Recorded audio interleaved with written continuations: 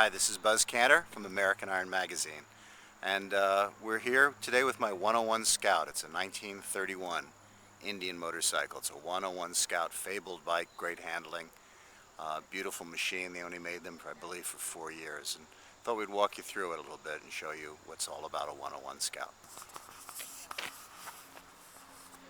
Well, the first thing you notice about them is how low they are. The machines sit low, and the gas tank and oil tank are up inside the frame. Leaf spring on the girder front end. It's not a springer, it's a girder, which means basically the suspension stays, or the forks stay where they are. And then down here is the axle where they pivot. So this goes up to the leaf spring, which moves up and down into here, and then the axle for the actual wheel is right here, which moves up and down. This is a damper, a damper rod to basically smooth out the bumps. Up on the front, it's very clean design. It's got a single headlight. It's got a horn mounted right under it with the fabled Indian face on the horn. On several of the models, this is the John Brown, which says Indian right on the headlight rim. I believe that was just a couple of years. This one is set up for a right throttle, so the throttle is here, and over on the left side is the hand shifter. And usually you can tell which is which by where the shifter is. It's pretty unusual to have the shifter and the throttle on the same side, as it's hard to work them. The ignition switch is here. Just a standard little key goes in for ignition or lights, ammeter. This device here is a light. So at night you can turn it on and it'll light up your ammeter, see what's going on, or if you have the speedometer, it can be mounted on there. On this one, this is the gas tank, the gas filler, the oil filler, and this is a customized piece. Originally there would have been a hand pump in here to stroke oil in, but this one was modified by a previous owner to where it has recirculating oil, so he turned it into a sight glass.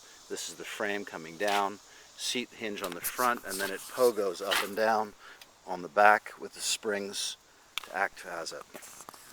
V-twin engine, flathead motor, spark plugs are up on the top, carburetor off to the left. Up in the front is a magneto. This has both a magneto and a generator on it. This is not an original generator, it is an aftermarket one that's a better output, and then there's a battery down, stashed away back down in there. Kicker for the start, and this one has been modified with an oil pump. The original ones did not have oil pumps. This is, I believe, from a later Scout or Sports Scout. It was modified by my friend Butch Baer long before I ever got it. Simple exhaust coming down. I put the saddlebags on. They're not Indian bags, they're just saddlebags. This particular model has crash bars on the front and smaller ones on the back in case of a tip over. It does have a rear stand here.